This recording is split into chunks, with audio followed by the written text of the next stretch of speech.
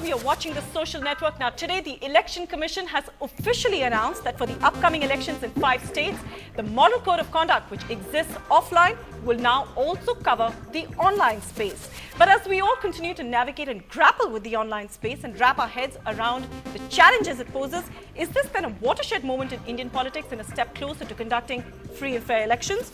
Or, given the mammoth extent of the online space, is the Election Commission biting off more than it can chew? And that's what we discuss on the Social Network today. Now, EC will also watch social media. You can tweet us live during our show. Our Twitter handle on your screens now, it's at TSN on NDTV. You can tweet us live, ask questions to the panelists, and of course, participate in the debate by sending us your thoughts as tweets. Now, before we introduce our panelists for the day, let's quickly listen into what Bharat Pandey has sent us.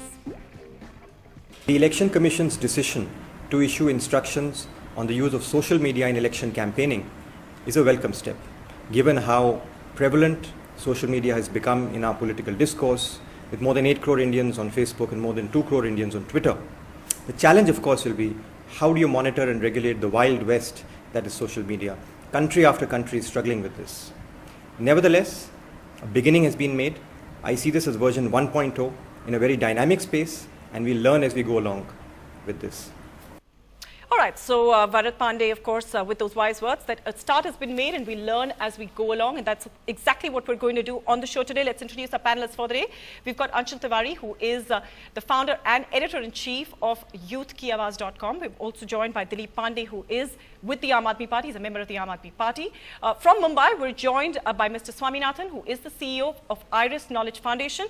That is, remember, the think tank that, in fact, put that survey out that said that in the coming Lok Sabha elections, 160 seats will see an impact of social media. And also on the phone line, we're joined by Dr. S.Y. Qureshi, who you can also find on the Twitter handle, Dr. S.Y. Qureshi. And he, of course, has written that huge op-ed piece in one of the newspapers today, talking in detail about exactly what we're discussing. And all right, so let's first look at, Anshul, I want to ask you first.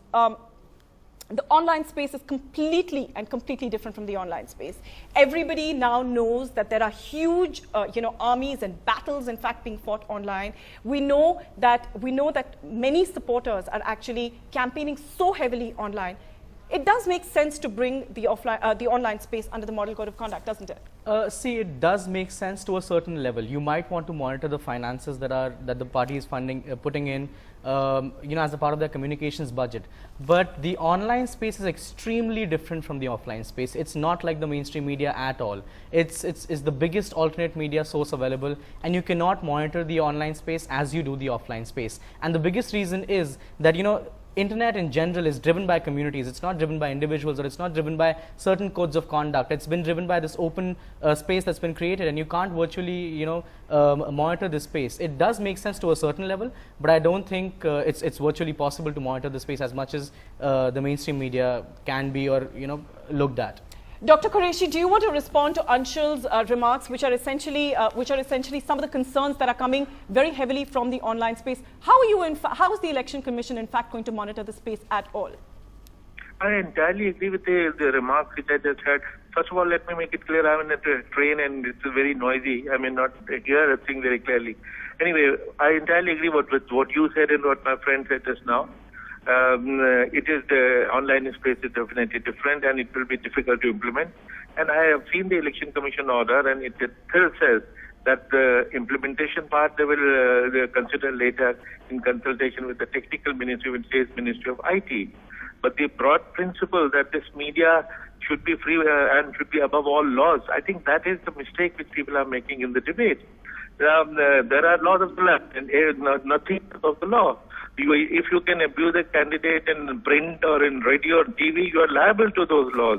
But you can do the same thing with impunity on online. I think this is a very wrong understanding of the issue. All right, Dr. Qureshi, I'm just actually going to put that across to Dilip.